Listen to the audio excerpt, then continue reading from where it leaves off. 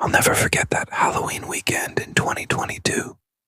It was supposed to be one last carefree night before adulthood hit, but it's the night that still keeps me awake. It started like any senior party. Cheap beer, loud music, people pretending high school was everything. My girlfriend Jade and I went dressed as Jack and Sally. My best friend Michael and his girlfriend Morgan were Chucky and Tiffany. Jake, a teammate, hosted since his parents were out of town. Among the crowd was Bob, the quiet kid everyone knew, but never really talked to. Same hoodie, greasy hair, awkward smiles. I'd had classes with him and tried to be nice. Jade once mentioned he used to have a crush on her. That always made things feel off. He came wearing a Jason mask, tried making small talk while I played beer pong. I was polite, but hoped he'd leave. Around 2 a.m., people were passed out, and it was time to go. We found Michael puking in a bathroom, helped him up, and as we headed out, Bob appeared again. "Hey, can I get a ride?" he asked. I didn't want to, but said yes. We dropped him first, then Michael and Morgan. By the time Jade and I got back to my place, it was close to 3. We crashed in the basement room, half asleep when Jade whispered, "Did you hear that?" At first, I thought she was dreaming, until I heard slow, heavy footsteps right outside my basement window. My dog, Bear, was asleep beside the door. The dog door was locked. Whoever was out there wasn't him. Jade wanted to check. We went upstairs, opened the back door, and stepped into the cold. The yard was empty. Just as we turned to go back inside, an animatronic next door, one of those Halloween props with glowing green eyes, suddenly came to life. I nearly jumped out of my skin. We ran inside, laughing it off. But later that night, when I turned off my lights, I saw a faint green glow seeping through my window well, like that animatronic was standing right above it, staring down. I froze, didn't breathe. Eventually, the light vanished. Next morning, I called my neighbor to joke about his creepy prop. He said, "That's weird. We're out of town. Everything's unplugged." My stomach dropped. Later, while helping Jake clean up after the party, I noticed something on the basement floor. A Jason mask. Bob's mask. Jake swore no one was supposed to go down there. I don't know what really happened that night. Maybe it was some sick prank. Maybe not. But every Halloween, when I see those same green lights across the yard, I still feel that same chill, like someone's out there, waiting to be noticed. I was 14 the night I stopped believing Halloween was harmless fun. It was 2003. My parents had just divorced. Dad worked nights, and I was told to take my 7-year-old sister Emily trick-or-treating. I felt proud to be big brother in charge. That afternoon, I saw a note taped to our mailbox. "I would die for you." No name, just those words. I crumpled it and threw it away before Emily saw. That night she dressed as a fairy princess, me in my old skeleton hoodie. Everything felt normal. Kids laughing, pumpkins glowing, until a man's voice called behind us. "Hey kids, come here." We turned. Emily screamed. At a window, half hidden by curtains, stood a man in a clown costume. The face paint was smeared, his grin wide. "Come in," he said through the glass. "I've got all the candy you can imagine." Even Play-Doh Emily clutched my arm and we ran, not looking back. When we reached home, our front door was wide open. The house was empty. I locked it and turned on the TV. Hocus Pocus played while we counted candy, trying to forget. Then came a knock. Slow, deliberate. "Who's there?" I called. A deep voice answered, calm and certain. "I'm Jesus Christ. I'm here to save you from the evil of Halloween." Every hair on my neck rose. Emily began crying. We ran to Dad's room and locked the door. I called him. No answer. Then a silhouette appeared outside the window. Tall, wearing a pig mask. "It's okay," the voice said softly. "I'm Jesus. I died for the sins of children." He tapped on the glass, humming a strange melody, then whispered, "Let me in, or I'll slit my wrists tonight while I watch you sleep." Emily buried her face against me. I couldn't move. The tapping went on forever, then stopped. I don't remember falling asleep. When Dad came home past midnight, I tried to tell him. He brushed it off, said we were imagining things. The next morning, a blank DVD lay on the porch, written in Sharpie, "Do not watch unless you love Jesus." I should have thrown it away. Instead, I put it in my PlayStation 2, static, then grainy footage. Someone on stilts walking through the woods, another nailed to a cross in a field, an overweight man in white makeup eating ice cream with his hands, a twitching face in black and white, and faint whispering behind the static. I ejected the disc, terrified, and handed it to Dad. He said he'd toss it. He never mentioned it again. I still don't know who that man was or what he wanted. Maybe a prank. Maybe not. But every October, when I see old decorations or a cheap pig mask, I hear that calm voice again. "I'm Jesus Christ. I'm here to save you from the evil of Halloween." Some nights don't fade. They stay alive in the dark corners of your mind. For me, that night was in 2008, the night I met the man who sang to the dead. It was late autumn, the kind of cold that burned your fingertips. My uncle had died 2 weeks earlier, and my dad wasn't taking it well. I was 17 and didn't know how to help him, so I just stayed quiet. Around 11:30 p.m. one night, I couldn't sleep. The house felt heavy. I put on my jacket and walked to the cemetery down the hill. It had always been peaceful to me, a place to think. Fog drifted through the trees as I reached the metal gates, creaking with the wind. The air smelled like rain and wilted flowers. Then I heard it, a faint sound carried by the wind. A guitar. Someone was playing a slow, trembling tune. I froze, scanning the gravestones until I saw him. A man sitting cross-legged near my uncle's grave, holding an old wooden guitar. He wore only a thin shirt, head tilted toward the sky. The song was soft, like a lullaby for no one. "Hey," I called. My voice echoed. He stopped playing, slowly turned. Even from that distance I saw his eyes, pale, unfocused, like he was looking through me. "You shouldn't be here," he said. His voice cracked. "Neither should you." I tried to joke. He smiled faintly and strummed another chord. "I'm not here," he said. "Not anymore." Then I saw the gravestone before him, not my uncle's, but his own. Same name, same middle initial, same last name. My stomach dropped. "You're alive," I said. He smiled wider. "Maybe you're wrong about that." I ran. Didn't look back. My heartbeat drowned out everything. The guitar didn't stop.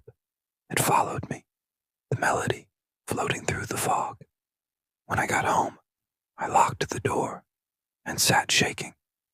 For seconds after, I could still hear faint strumming outside before it finally faded. The next morning, I told Dad. He stared at me. "You saw him too, didn't you?" He pulled an old photo album from the cabinet. Inside was a black and white picture of a man holding a guitar. Same face, same eyes, same half smile. "That's your grandfather's brother," Dad said quietly. "He died before I was born, buried beside your uncle. Later, we went to the cemetery. The grave looked exactly as I'd seen it. Same name, same crack, except the ground in front looked freshly disturbed, as if someone had been kneeling there. Dad said it was an animal. I didn't argue. That night when I tried to sleep, I heard it again. The faint guitar, slow and off-key, drifting from far away.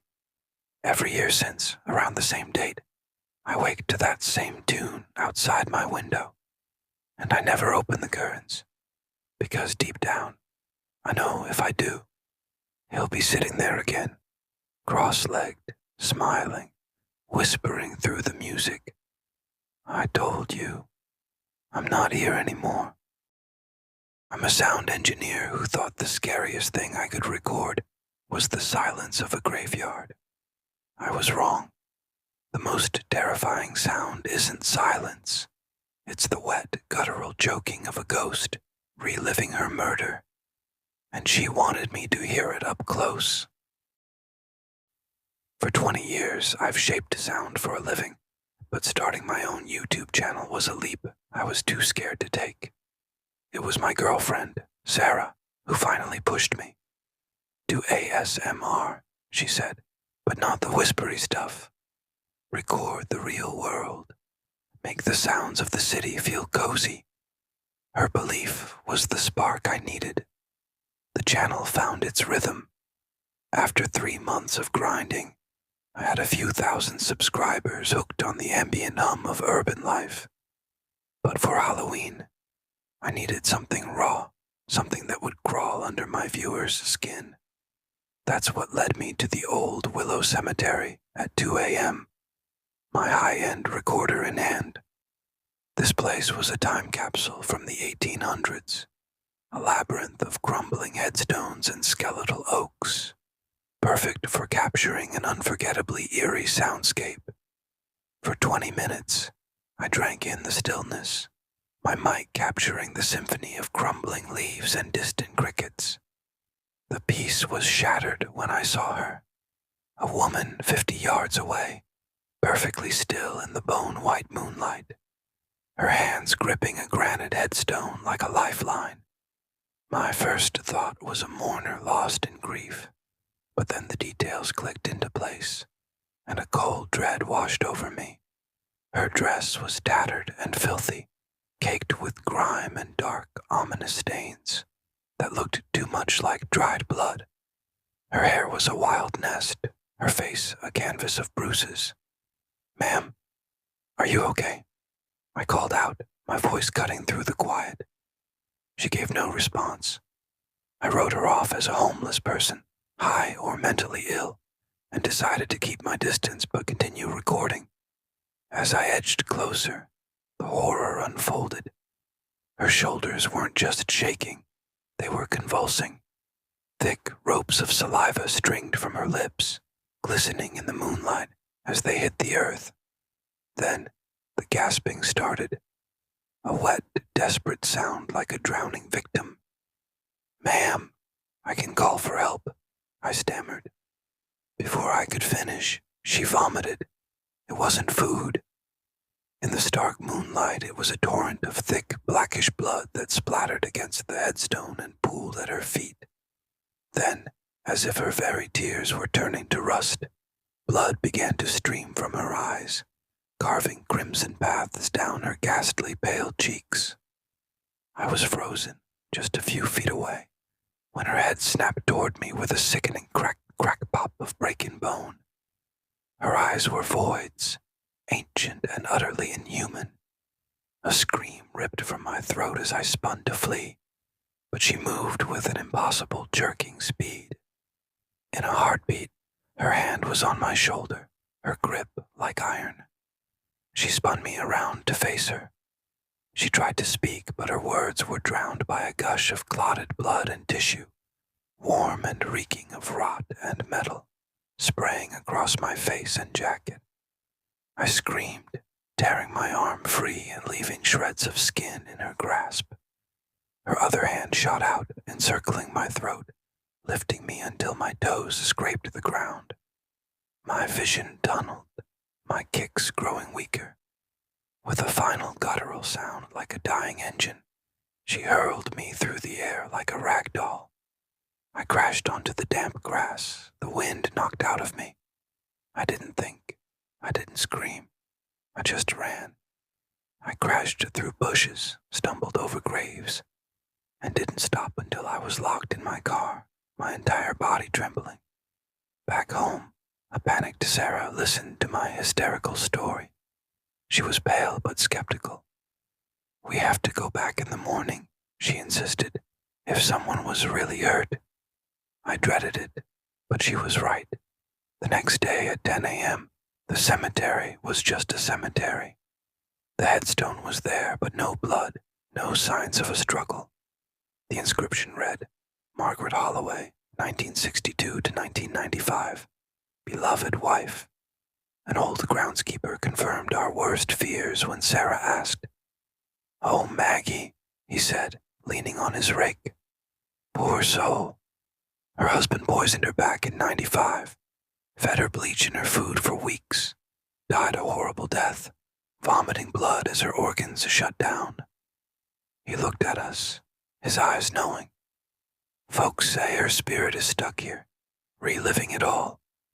Of course, nobody believes in that nonsense anymore." The drive home was silent. I checked my recorder later. 23 minutes of ambiance, followed by 7 minutes of pure, unedited horror, guttural choking, wet gasps, and the sound of my own terror. I deleted the file immediately. What would I tell the police? That a ghost assaulted me? I still make ASMR, but I stay far away from haunted places. Some sounds are not meant to be captured. Sometimes I wonder if Margaret was trying to communicate, or was just eternally lost in her suffering. I never want to see her again, but I pray, for her sake, that her soul finds peace. My sister's ASMR channel made her a millionaire internet sensation. Our parents were so proud, they gave her everything she wanted. They never asked what she was feeding her growing audience, or what her audience was feeding her in return. The night I found her in the basement, I learned the horrifying truth. I'm 15. My sister Leela is 18 and an ASMR superstar. She started with whispers and tapping, and by the time she hit 1 million subscribers, she was making enough to help pay our parents' mortgage. They treated her like a celebrity, which is why they didn't blink when she demanded a private studio in the basement and stopped eating family meals. 6 months ago, her content shifted. She brought home a fluffy Siberian cat and some albino rats for aesthetics. She'd stay locked in the studio for days. When we asked what she was doing, she'd get a distant, glassy look and say, "I'm developing content for a more dedicated audience." Her subscriber count exploded to 3 million. But the sounds changed. The gentle chewing was replaced by wet, aggressive tearing. I started hearing faint, high-pitched whimpers underneath her whispers. It made my skin crawl. The nightmare began when our parents were away for the weekend. A storm raged outside, and around midnight, the new sound started again. Desperate whimpers, slurping, and Leela's soft, cooing giggles. "Shh, little one.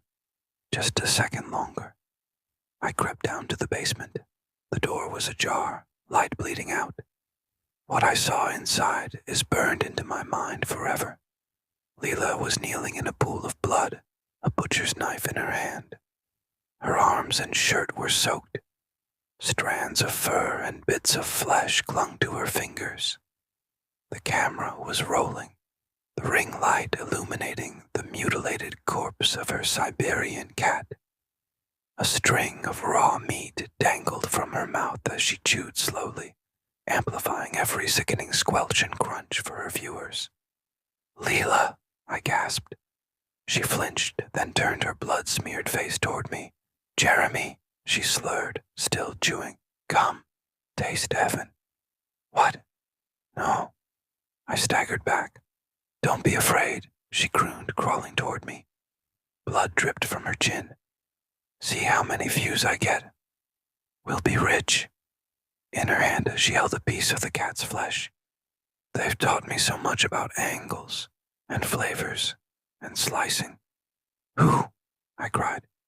"The audience," she whispered, as if it were obvious. "Here, this one's fresh. You'll love it." She held out a single, glistening eyeball.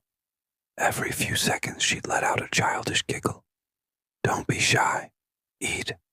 Terror told me to play along to survive. I sat beside her, my body vibrating with disgust. I took the eyeball. The slick, cold feel of it made me vomit violently onto the floor. Leela laughed, clapping her bloody hands. "You're such a softie. Here, try this." She offered a chunk of muscle. I couldn't do it.